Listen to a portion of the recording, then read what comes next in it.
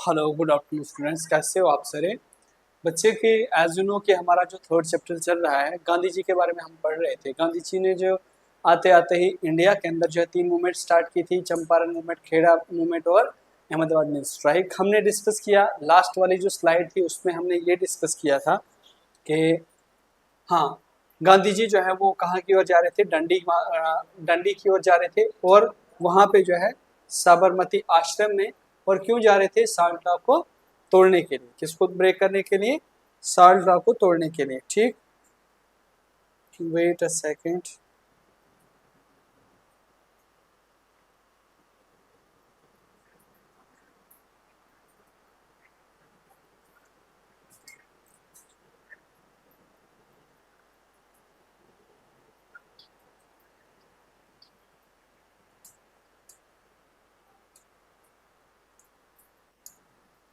हाँ, तो हमने पढ़ा था लास्ट टाइम, लास्ट वाली क्लास के अंदर जो है प्रोग्रेस ऑफ मार्च। तो गांधी जी जो है वो कहाँ की ओर जाते हैं? ये डंडी की ओर जाते हैं, जहाँ पे गांधी जो है वो क्या करते हैं? साल्ट लॉ को तोड़ते हैं। और फिर हमने डिस्कस किया था बस यहीं तक। नाउ अब हम डिस्कस करने जा रहे हैं इस वाले टॉपिक के इस वाले लेक्चर के अंदर डायलॉग्स इन पॉलिटिकल डेवलपमेंट आफ्टर 1930 कि 1930 के बाद कौन कौन से जो हैं वो पॉलिटिकल डेवलपमेंट्स या डायलॉग्स जो हैं वो इंडिया के अंदर हो जाते हैं, उनके बारे में हम जो है वो डिस्कस करेंगे। The Gandhi Irwin pact was signed 1931 which led to the stopping the civil disobedience movement and the release of the political prisoners. One of its term allowed it for salt production along the coast. कहा जाता है Gandhi Irwin pact हो जाता है 1931 के अंदर। और इस ये पैक्ट जब हो जाता है, पैक्ट मींस ये एक एग्रीमेंट होता है गांधी जी और लॉर्ड इरविन के बीच में, जो viceroy of India at that time था।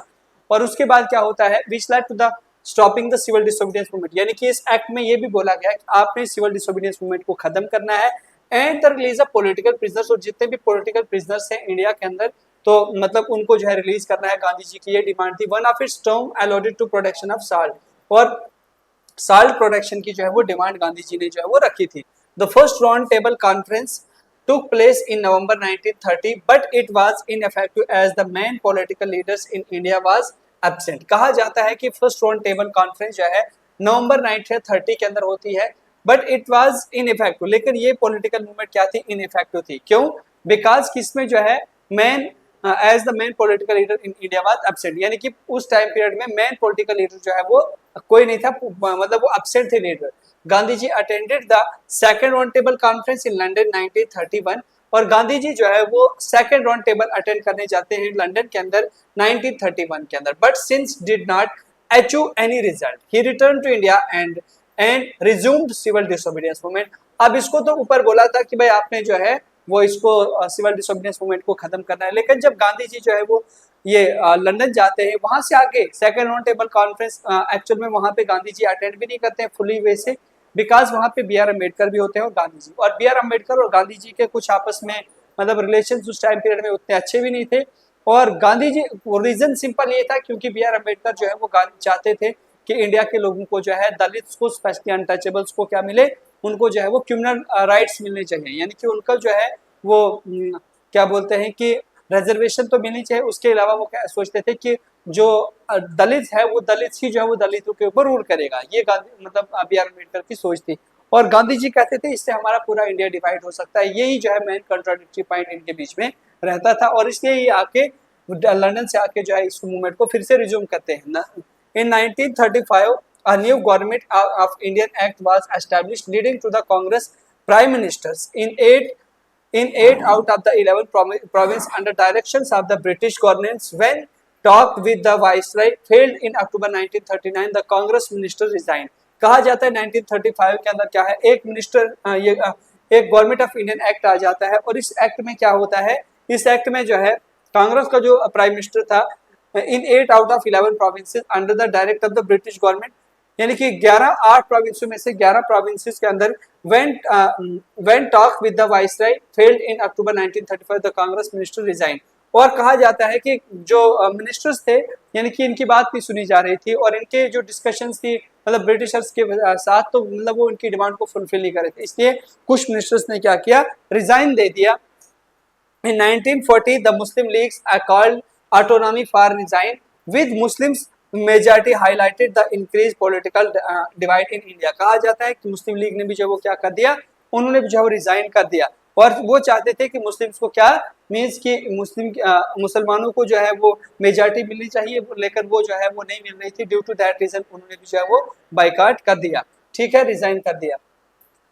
क्विट इंडिया मूवमेंट, बच्चे ये एक ऐसी मूवमेंट होती है जो इंडिया के अंदर होती है, जिसमें लोग सोचते हैं कि एज सुन जितना इंडिया को हो सके उतने जल्दी जो इंडिया इंडिपेंडेंट होना चाहिए ब्रिटिशर से।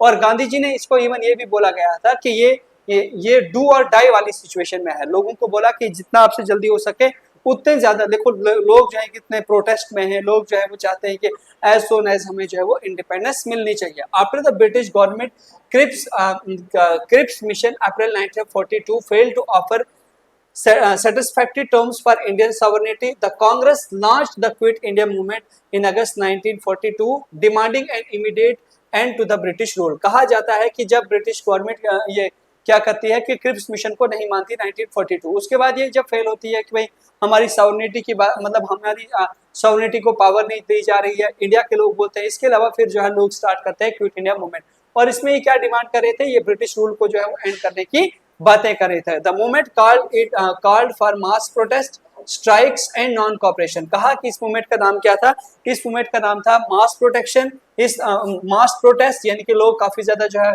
झुंडू की तादाद के अंदर जो है वो स्ट्राइक कर रहे थे। इसके अलावा नॉन कॉपरेशन जो है इसको बोला गया है। इट्स स्लोगन, इसका स्लोगन क्या था, डू आर डाई, यानी कि करो या मरो, यानी कि आपको अगर इंडिपेंडेंस चाहिए तो इंडिपेंडेंस के लिए आप लड़ोगे, या तो आप सीधे मर जाओ।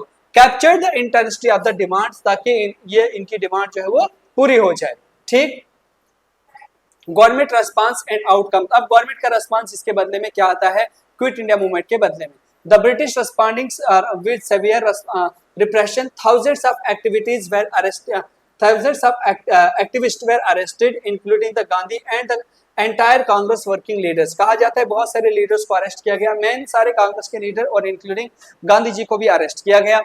Public meetings were banned and many protest were crushed. कहा जाता है पब्लिक मीटिंग को बैन किया गया था, और बहुत सारी जो ये क्या बोलते हैं कि ये मीटिंग्स थी उनको जो है बैन किया था, और पब्लिक प्रोटेस्ट को भी जो है वो मतलब ब्रिटिशर्स ने बहुत बुरे तरीके से रेजिस्ट किया था। Despite the crackdown the movements increase the popular resistance to colonial rule and weakened the legitimacy of British authority। और कहा जाता है डिस्पाइट द क्रैकडाउन, यानी कि क्रैकडाउन था, क्रैकडाउन का मतलब क्या है, चारों साइड से मिलिट्री ने जो है लोगों को घेरा हुआ था। The movement increase popular resistance, लेकिन मूवमेंट को काफी ज्यादा रेजिस्टेंस था, यानी कि लोगों को काफी ज्यादा जो है वो हिंड्रेंस प्रॉब्लम जो है वो इससे क्रिएट हो रही थी तो कॉलोनियल रूल की तरफ से, and Weeknd the legitimacy of British authority, लेकिन ब्रिटिश की अथॉरिटी जो है वो भी साइमल्टेनियसली जो है वो कमजोर हो रही थी। Independence government in some districts, notably Stara and Medinpur's local leaders set up parallel administration which took over the certain local functions, demonstrating popular readiness for self government at the local level। कहा जाता है कुछ districts के अंदर लोग जो हैं वो अपनी सेल्फ गवर्नमेंट की जो वो डिमांड कर रहे थे, और जैसे मेरे बच्चे यहाँ पे कुछ सतारा और ये क्या बोलते हैं मदीनापुर, इनके अंदर जो है लोग काफी ज्यादा डिमांड रख रहे थे।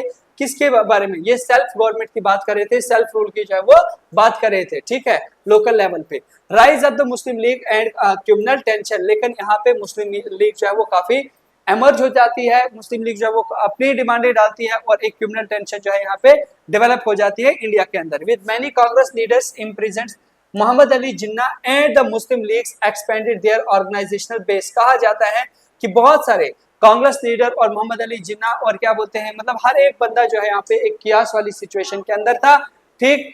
On release from the prison 1944 political manoeuvres intensified. कहा जाता है कि जब 1944 के अंदर बहुत सारे लोगों को जो है वो जेल से छोड़ा जाता है, उसके बाद यहाँ पे पॉलिटिकल जो क्या बोलते हैं कि एक एनवायरनमेंट था, यानी कि जो क्या बोलते हैं पॉलिटिक्स यहाँ पे एक किस्म की कन्वर्स हो गई थी, फिर से वो जो है वो डाइवर्ट होना जो है वो स्टार्ट हो जाती है। 1946 के अंदर क्या होता है, provincial election deepened the political divisions on 16 August 1946 Jinnah called for a direct action day which led to the criminal violence in many parts of the country. कहा जाता है कि 1946 के अंदर क्या होता है कि यहाँ पे जो है डिपेंड पॉलिटिकल डिवीजन, यानी कि पॉलिटिकल डिवीजन हो जाती है इंडिया के अंदर, स्पेशली जब जिन्ना बोलता है किसके बारे में, डायरेक्ट एक्शन डे के बात करता है जिन्ना 16 अगस्त 1946 के अंदर, ठीक है। और ये कहीं ना कहीं जो है क्रिमिनल वायलेंस जो है इंडिया में हो रहा था। अब इसने क्या, जिन्ना ने अपने 14 पॉइंट्स दिए थे और जिन्ना जो है वो चाहता था कहीं ना कहीं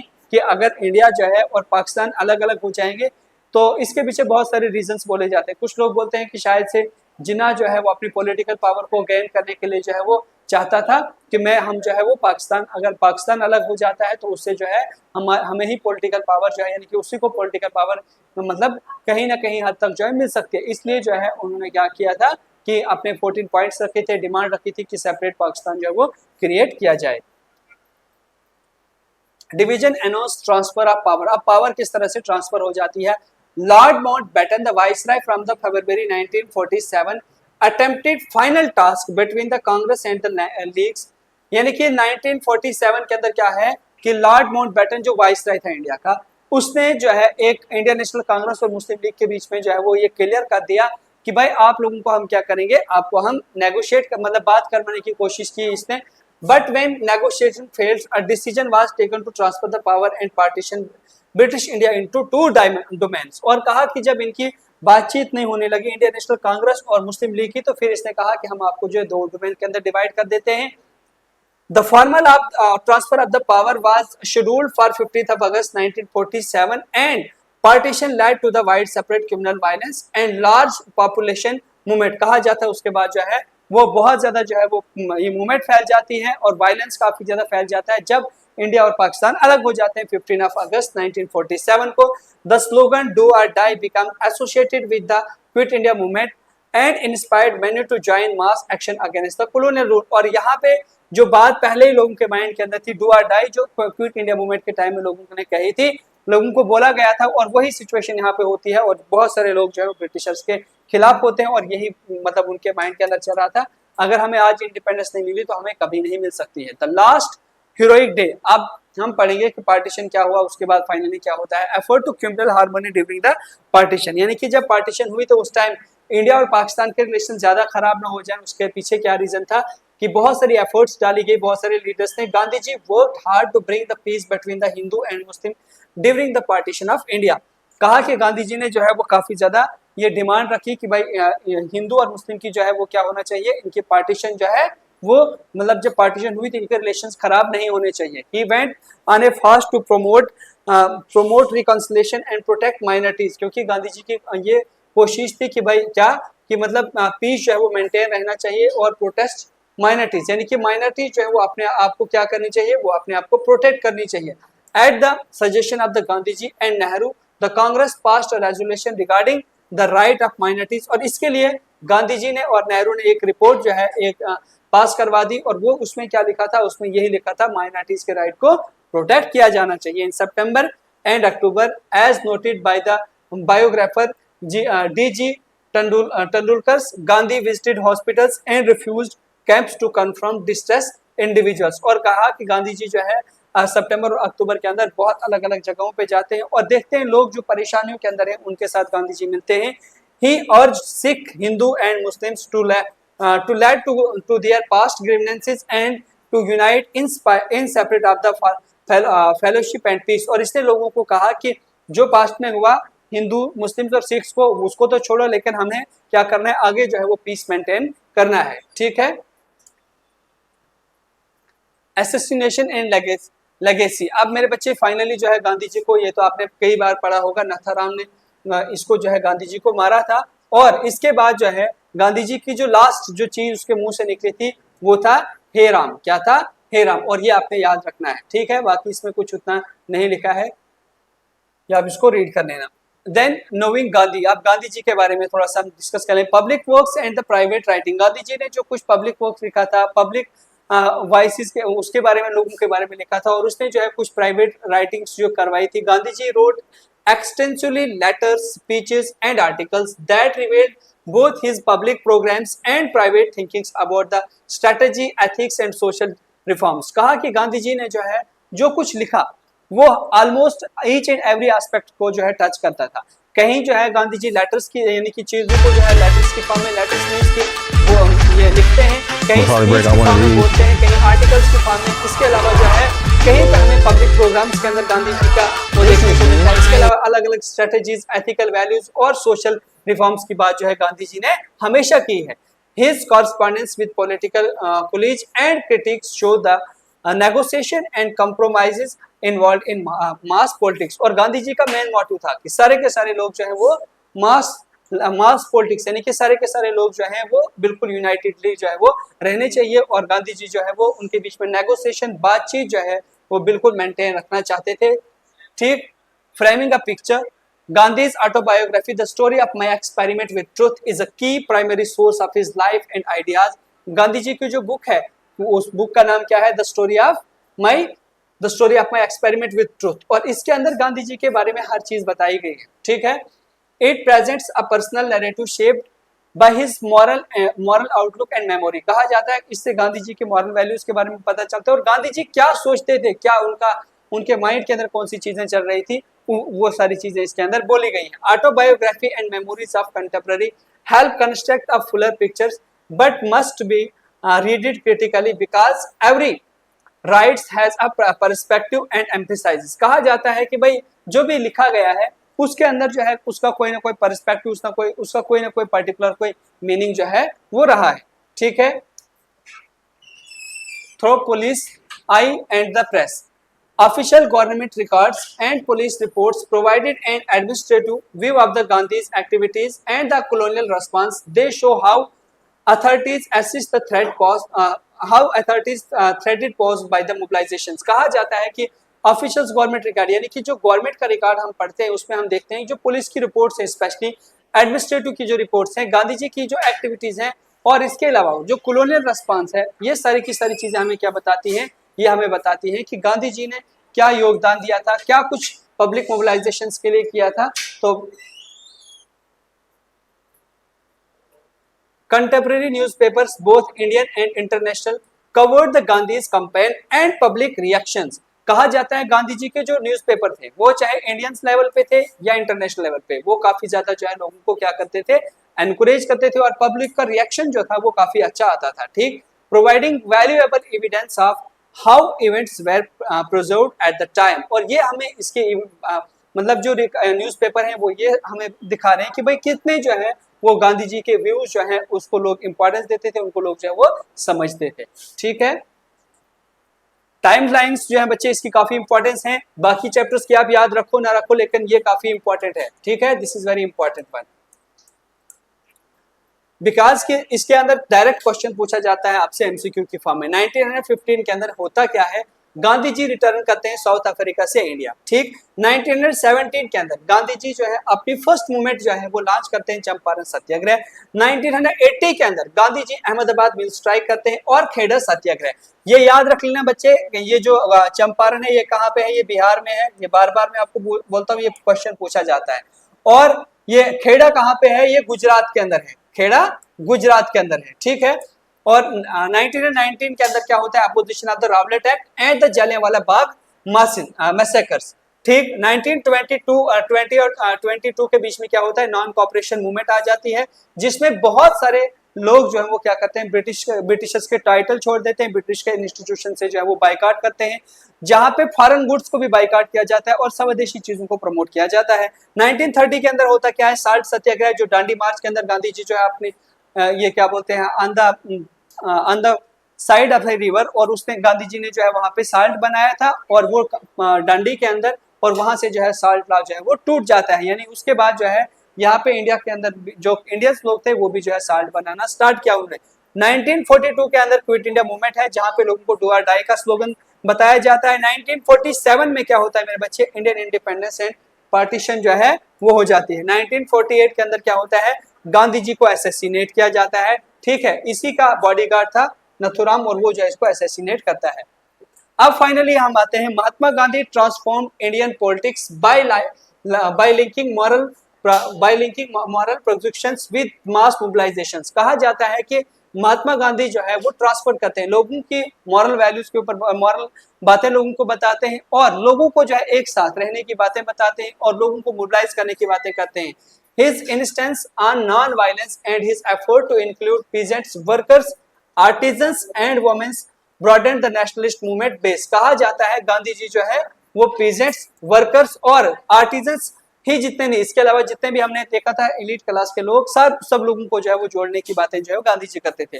दो ही strategies sometime produce controversy and had limit his influence on India's struggle for independence on global movements for civil rights and the social injustice remain profound. कहा जाता है गांधी जी की जो कोशिश थी, स्पेशली अगर हम बात करें तो इसकी कुछ चीजों को लेकर काफी कंट्रोवर्सी भी होती थी, ठीक है, क्योंकि गांधी जी जो है बोला जाता था किसी पर्टिकुलर ग्रुप्स को जो है सपोर्ट करते हैं एंड थिंग्स लाइक दैट, उसमें हमने जाना नहीं है, छोड़ो।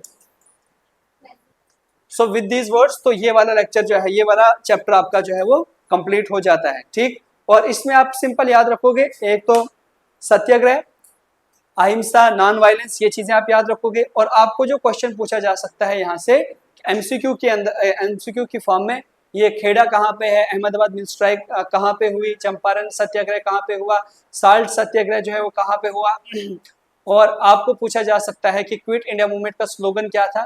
तो ये कुछ इंपॉर्टेंट क्वेश्चन जो है वो आप याद रखोगे। Thank you.